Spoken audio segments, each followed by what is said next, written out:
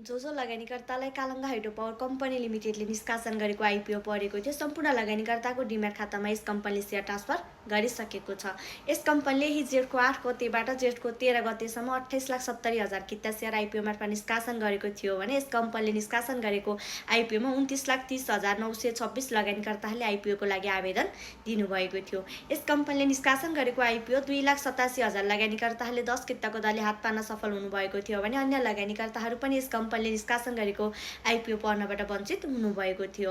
र जो लगानीकर्तालाई यस कम्पनीको सेयर परेको थियो, यस कम्पनीले सम्पूर्ण लगानीकर्ताको डिम्याट खातामा सेयर ट्रान्सफर गरिसकेको छ भने अबको क्रममा यस कम्पनीले आफ्नो सेयर नेप्सीमा सूचीकृत गर्नेछ र त्यसपछि सेकेन्डरी बजारमा आफ्नो कारोबार सुरु गर्नेछ। यस कम्पनीको इपिएस नेगेटिभ रहेको छ। यस कम्पनीको इपिएस -1.48 रहेको छ भने यस कम्पनीको नेटवर्थ 98 रुपियाँ 56 रहेको छ। र यसरी हेर्ने हो भने यस कम्पनीको सेकेन्डरी बजारमा ओपनिङ प्राइस पहिलो कारोबार सुरु 98 रुपियाँ 56 देखि लिएर 295 रुपियाँ 68 को बीचमा रहेर अथवा 295 रुपियाँ 68 बाट यस कम्पनीले सेकेन्डरी बजारमा आफ्नो कारोबार सुरु गर्नेछ।